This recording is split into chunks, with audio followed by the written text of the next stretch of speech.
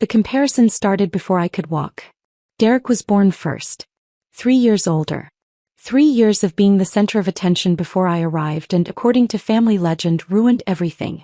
Derek was such an easy baby, Mom would say at every family gathering. Then we had Jason and forgot what sleep was. Derek was athletic. Captain of every team. I preferred books and building things with my hands. Derek was charming, social, the life of every party. I was quiet, observant, more comfortable with small groups. By the time I was 10, the family narrative was set. Derek was destined for greatness. We'd see. Derek went to Duke on a partial athletic scholarship. Played lacrosse. Joined the best fraternity. Graduated with a finance degree and immediate job offers from 3 major firms. Chose the one in Manhattan. Started at $95,000 plus bonus. I went to a state school 2 hours from home. Studied hospitality management. A choice that made Dad wince. You're going to school to learn about hotels? It's a respected program. Cornell has one too. But you're not going to Cornell. No. I wasn't going to Cornell. I was going to a state university with a practical program that would teach me the business I was obsessed with understanding. I'd been fascinated by hotels since I was 16. Not staying in them, we couldn't afford luxury travel, but understanding how they worked. The operations, the guest experience, the revenue management, the way a well-run property felt like a machine and an art form simultaneously. I worked through college. Front desk clerk at a Hampton Inn. Learned guest services. Then night audit. Then breakfast attendant when they needed coverage. I took every shift I could, learning every role. Derek came home for Christmas my sophomore year driving a new Audi. Talked about his Manhattan apartment, his expense account, his networking dinners at restaurants I'd only seen on TV. Jason's working at a Hampton Inn, he told his college friends, laughing. Living the dream. I was living my version of a dream, actually. Learning everything I could. But nobody asked about that. After graduation I stayed in hospitality. Got hired as an assistant manager at a mid-tier hotel in Charlotte. Salary, $38,000. Worked 60-hour weeks. Learned operations management, revenue optimization, staff training, crisis management. Everything that happened in a hotel, I wanted to understand it. Derek got engaged to Courtney, a corporate lawyer he'd met at a company mixer. Her family had money. Old money, the kind that came with a family crest and stories about ancestors on the Mayflower. The engagement party was at a country club. Open bar, past hors d'oeuvres, a violinist. I drove down from Charlotte wearing my only suit, which was slightly too big because I'd lost weight from work stress. Jason. Derek grabbed me in a hug that felt performative. Everyone, this is my little brother. He works at a hotel. I'm an assistant manager at. He's in the hospitality industry, Derek told his friends like he was translating for them. Courtney's father, Richard, shook my hand. Hotels. Interesting. Derek tells us you work the front desk. I'm in management, but I did start at the front desk. Good to work your way up. Character building. He said it kindly, but I could see him calculating my net worth and finding it wanting. Over the next 3 years I moved up. Assistant manager to senior manager. Moved from Charlotte to a better property in Atlanta. Salary climbed to $67,000. I was learning high-end operations now. Luxury hospitality. The 4-star and 5-star world where details mattered and service was an art form. I was also saving everything. Lived in a studio apartment. Drove a 10-year-old Honda. Wore the same rotation of work clothes. Every extra dollar went into savings and, increasingly, into investment accounts. Because I had a plan. Derek made senior analyst, then associate, then VP. His salary climbed into the multiple 6 figures. He and Courtney bought a house in Westchester. 3 bedrooms, professionally decorated, the kind of place featured in home tours. I bought my first property at 29. A struggling boutique hotel in Asheville that was 3 months from foreclosure. Used every dollar I'd saved, $180,000, plus a business loan that terrified me. Spent a year turning it around. Fixed operations, retrained staff, renovated key areas, rebuilt the reputation. Sold it 2 years later for a 280% profit. Nobody in my family knew. They thought I was still working at hotels. I was 32 when I bought my second property. Then a third. Small luxury hotels, bed and breakfasts, boutique properties that were underperforming but had potential. I had a system now. Identify properties with good bones and bad management. Acquire them. Fix operations. Renovate strategically. Build the brand. Either keep them profitable or sell at significant profit. By 35, I owned 7 properties across 4 states. My management company had 43 employees. My net worth was approximately $23 million. My family thought I was a hotel manager making maybe $70,000 a year. I didn't correct them. There was something liberating about their underestimation. No one asked for money. No one had expectations. I could build my business empire while they focused on Derek's achievements. Then Derek announced the wedding. Big wedding. Destination-ish. A luxury resort in Virginia wine country. 200 guests. Weekend event.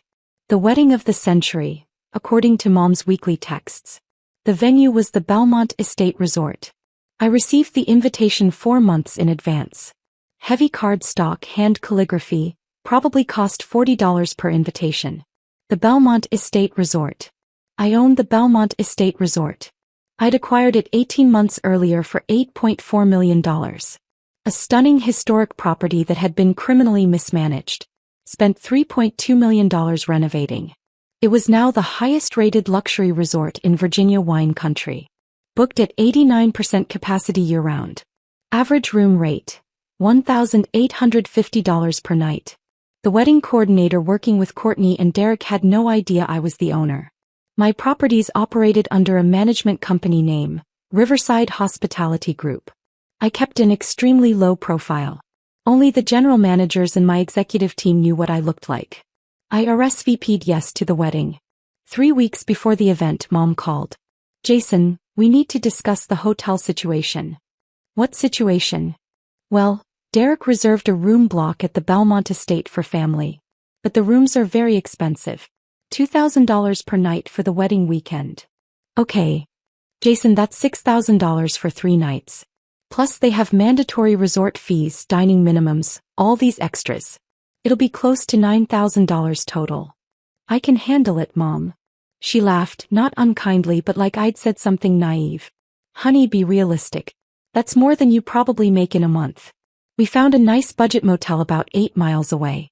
The Countryside Inn. $110 a night. Much more appropriate. More appropriate for what? For your budget. We understand, sweetie. Not everyone can afford luxury. I never said I couldn't afford it. You don't have to pretend with us. We know hotel managers don't make that much. There's no shame in being practical. I sat in my office, the top floor of a renovated textile mill in Charleston that served as my company headquarters, and looked at my computer screen showing real-time occupancy rates across my 7 properties. Sure, Mom. The Countryside Inn sounds fine. Oh good. I'm so glad you're being sensible about this. Derek and Courtney will be so relieved.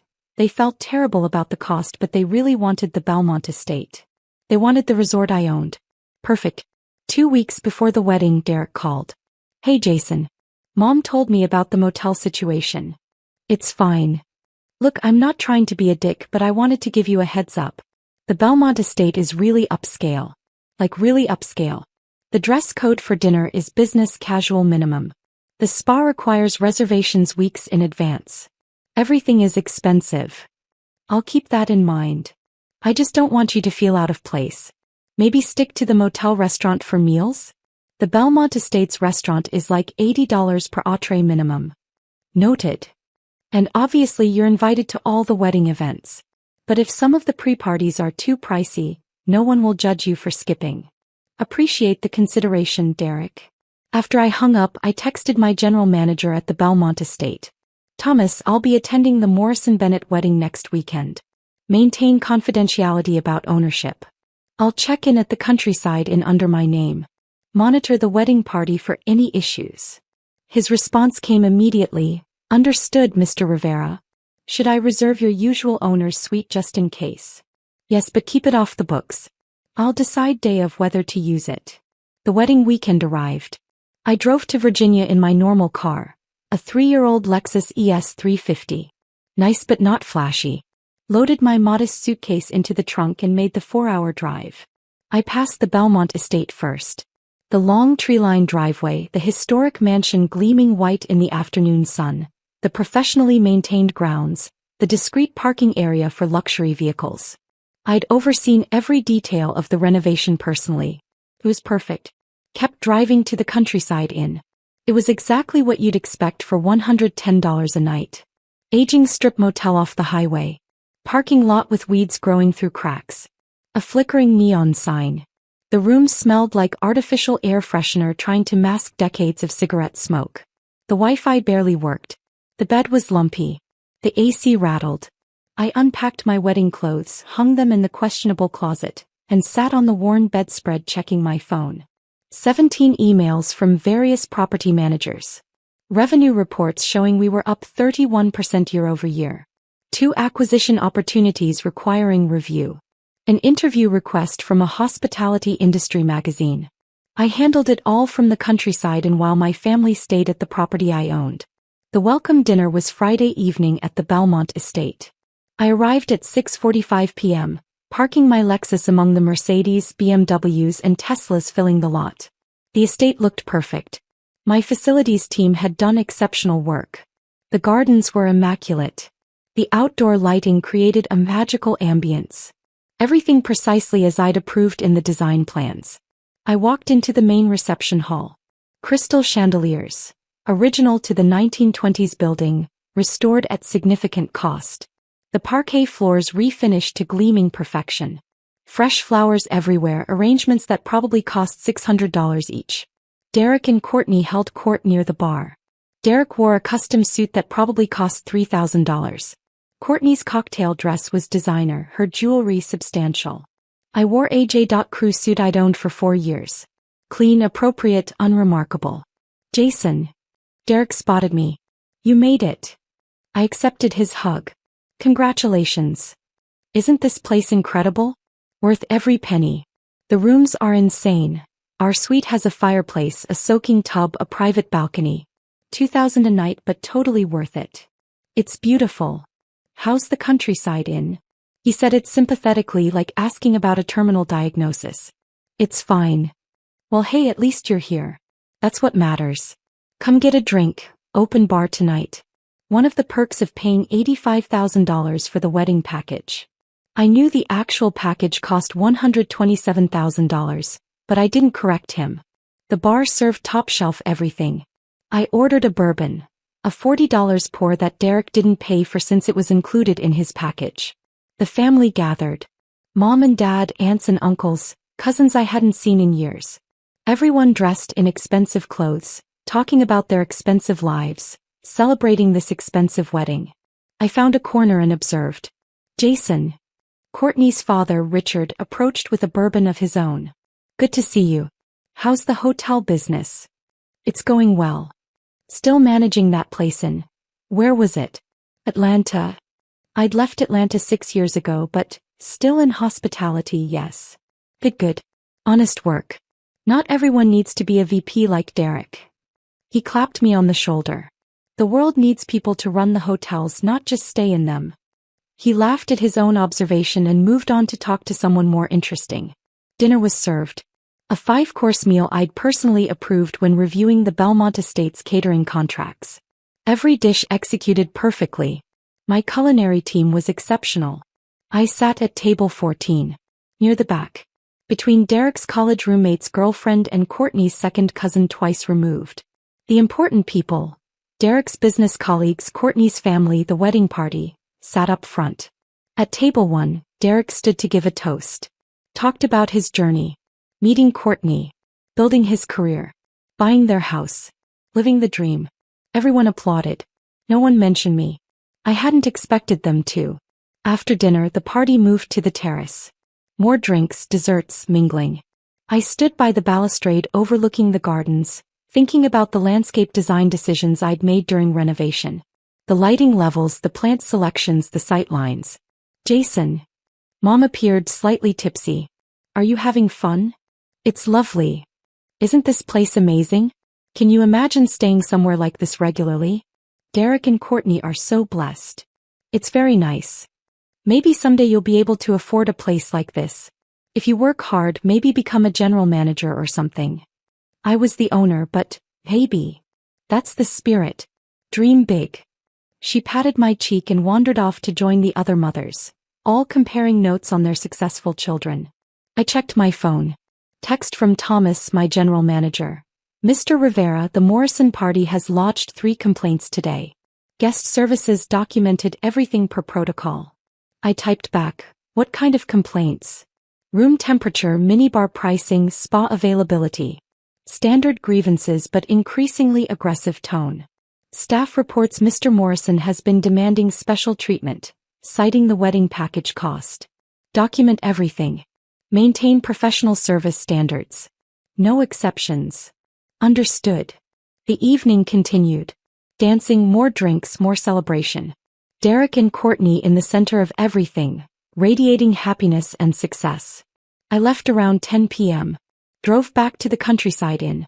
Sat on the questionable bed and reviewed acquisition documents for a property in Savannah.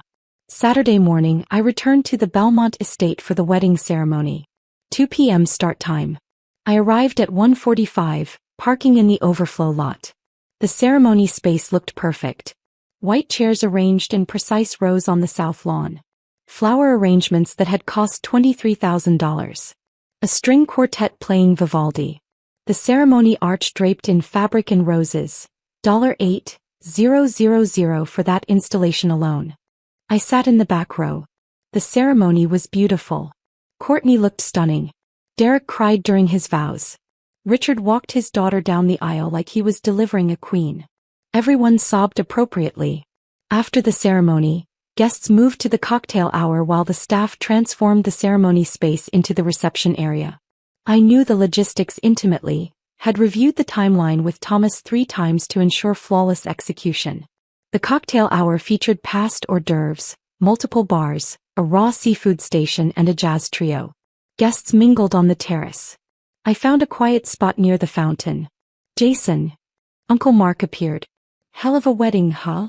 It's very nice. Derek really made something of himself. That VP salary, the house in Westchester, and now this wedding. Kid's got it figured out. He's done well. You're doing fine too, Mark added, the way you compliment a child's macaroni art. Hotels are important. Someone's gotta manage them. True. Maybe Derek can give you some career advice. Help you move up the ladder. Maybe.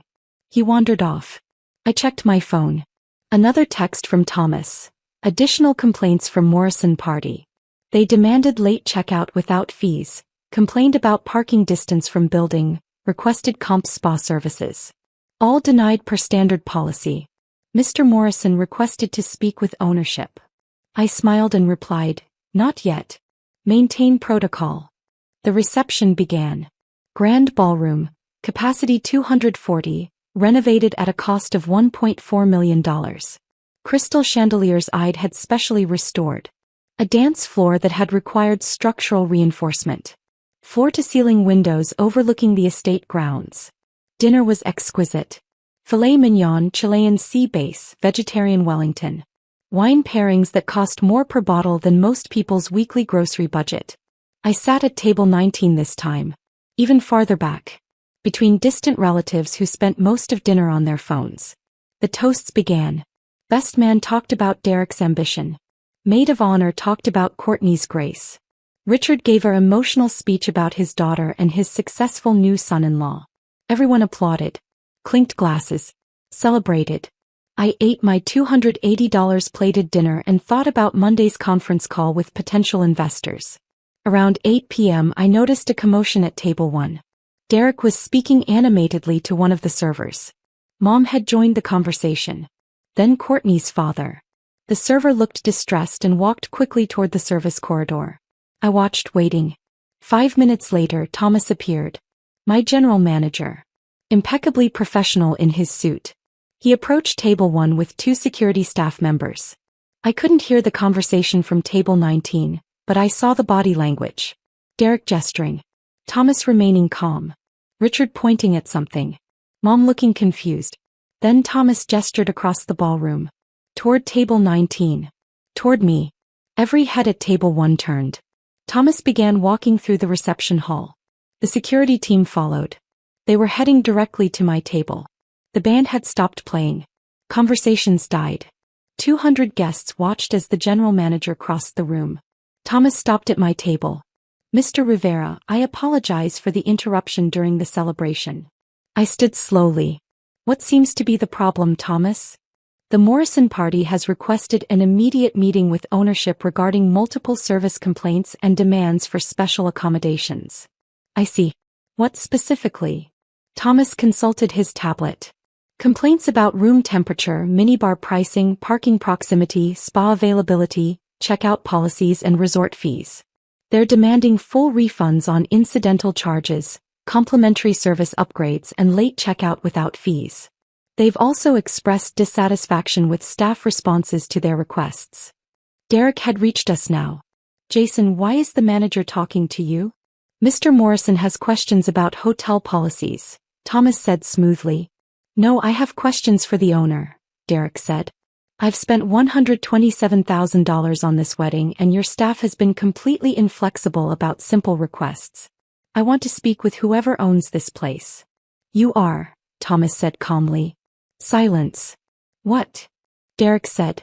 You're speaking with the owner. Mr. Jason Rivera is the owner of the Belmont Estate Resort. You could have heard a champagne bubble pop. Derek stared at me. That's not funny. It's not a joke, I said quietly. I acquired the Belmont Estate 18 months ago. Thomas serves as general manager under my direction. Mom had arrived now. Jason, what is happening? I own the hotel, Mom. I have for a year and a half. Courtney appeared, still holding her bouquet. You own this place? Yes. Richard pushed through the growing crowd. This is the Belmont Estate. This property is worth.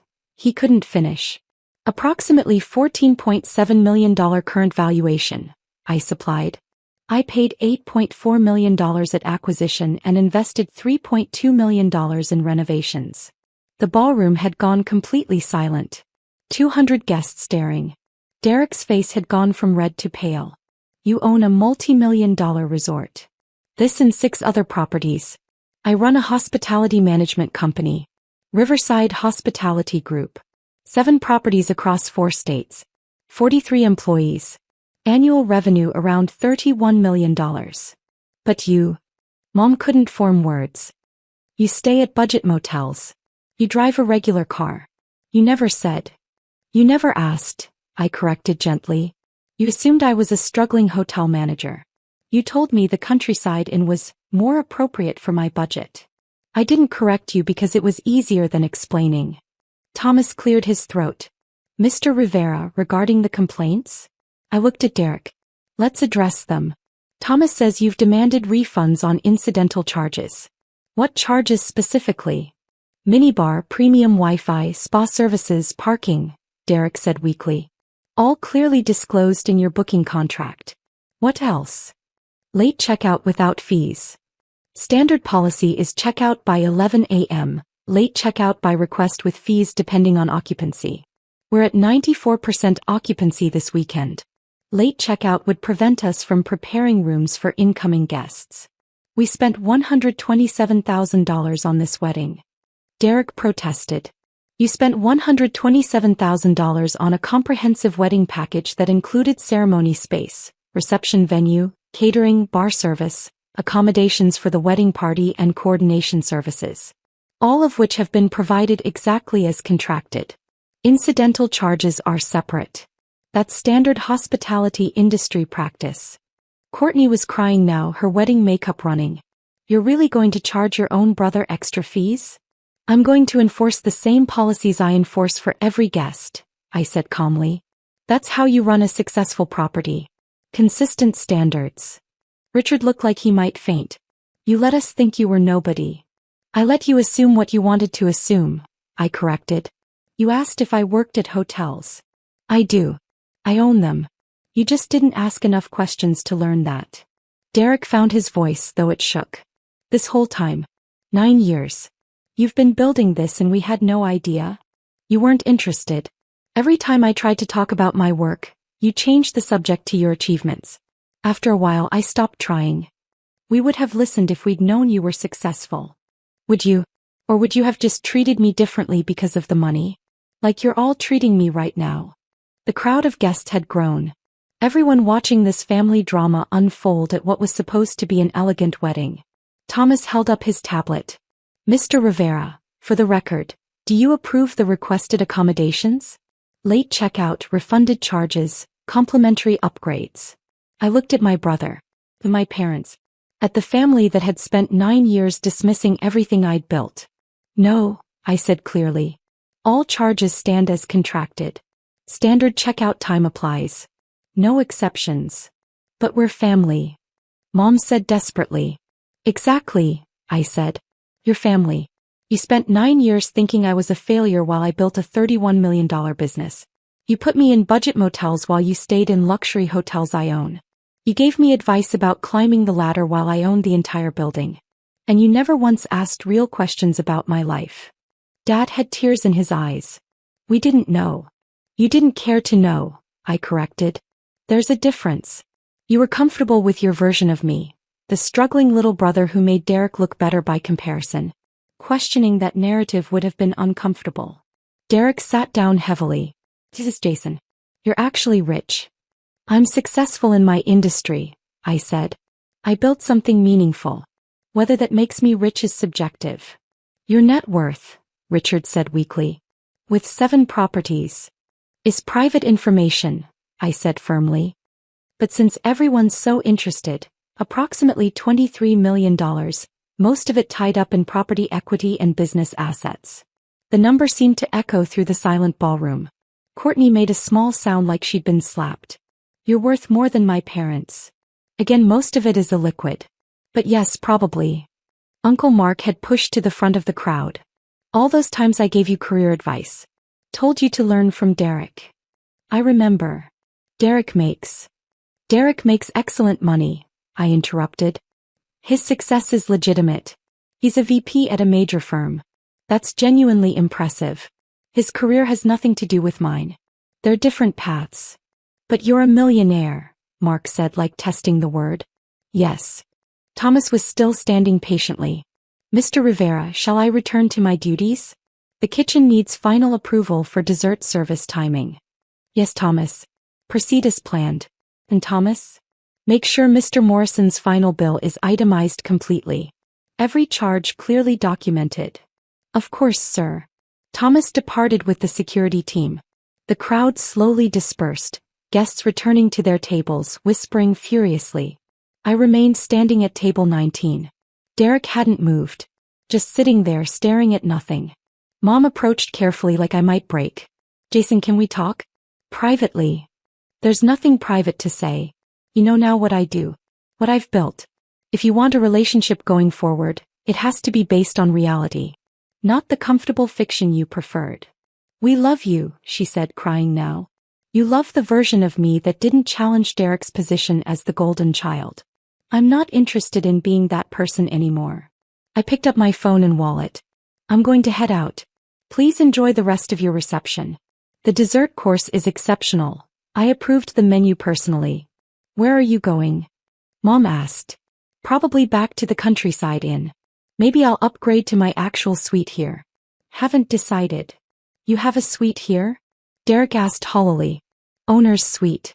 Penthouse level. 1,800 square feet, private terrace, full kitchen. I keep it available when I'm visiting properties. I started walking toward the exit. Jason. Derek called. I stopped, turned. He stood up, walked over slowly. I'm sorry. For all of it. For never seeing you. For never asking. For treating you like you were less. Thank you. Can we fix this? I considered it. Maybe. But Derek, I don't need your validation anymore. I spent 9 years building something extraordinary without your support. I did it anyway. If we rebuild a relationship, it has to be because we genuinely want to know each other. Not because you're impressed by my bank account. I want to know you, he said, and he sounded genuine. The real you. Not the version we invented. Then call me next week.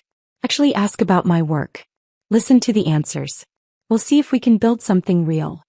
I left the ballroom, walked through the lobby I'd designed, past the front desk where my staff maintained perfect professionalism, and out to my car. My phone buzzed. Text from Thomas. Your owner's suite is prepared if you'd like to stay, sir. complimentary champagne and the good scotch in the bar. I smiled and typed back, "I'll be there in 20 minutes.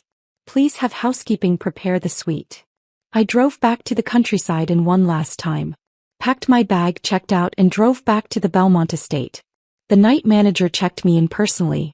"Welcome home, Mr. Rivera. Penthouse suite is ready." "May I say, sir, what happened in the ballroom tonight? The staff are calling it legendary." "Just setting some records straight. The whole team is proud of you. You built something incredible here." I took the private elevator to the penthouse level. The suite was perfect. Panoramic windows overlooking the estate grounds. Custom furniture, luxury finishes, every detail exactly as I'd specified during renovation. I poured myself 3 fingers of 30-year scotch and stepped onto the terrace. Below I could see lights from the ballroom. The reception continuing. My family celebrating Derek's wedding at the property I owned, finally understanding what I'd been building while they'd been busy dismissing me. My phone buzzed throughout the night. Messages flooding in. "Derek, I really am sorry. Can we talk tomorrow? Mom, please don't hate us. Dad, we're so proud of you. We should have said that 9 years ago. Uncle Mark, I'm an idiot. Forgive me." I read them all. Didn't respond yet. Tomorrow would be soon enough. I stood on my terrace looking at my property, thinking about the journey that brought me here. Employee number 1 at a Hampton Inn to owner of 7 luxury properties. $38,000 salary to $23 million net worth. And I'd done it in silence. Without validation. Without support. Without anyone believing in me except myself. That made it sweeter. The next morning I had breakfast in my suite. Thomas brought the newspaper and coffee service personally. "The Morrison party checked out at 11 a.m. sharp," he reported. "All charges paid in full. No additional complaints." "Good. Your brother asked the front desk for your room number. We declined to provide it per your standing privacy instructions." "Thank you, Thomas. Will you be staying longer, sir?" "I'll head back to Charleston this afternoon. Please prepare the standard ownership report, occupancy rates, guest satisfaction scores, revenue analysis. I'll review this week." "Of course, and sir, if I may say, watching you own that moment last night was the most inspiring thing I've seen in 20 years of hospitality." I smiled. "Just enforcing standards, Thomas. Same as always." I checked out at noon, drove back to Charleston and returned to my regular life. Monday morning I was in my office reviewing acquisition documents for the Savannah property. My phone rang. "Derek." I considered not answering. Then picked up. "Jason." "Hey, Derek. Can I actually ask about your work? Like really ask? Not assume or dismiss or compare. Just learn about what you've built." I leaned back in my chair looking at my wall of property photos. 7 hotels, each one a story of transformation. "Yeah," I said. "I'd like that." We talked for an hour. He asked real questions. I gave real answers. It wasn't perfect. Years of dismissal don't heal in one conversation. But it was a start. And that was more than I'd expected. Because the truth was I didn't need them to understand. I'd proven everything I needed to prove. Not to them. To myself. And that was worth more than any wedding at any luxury resort. Even one I owned.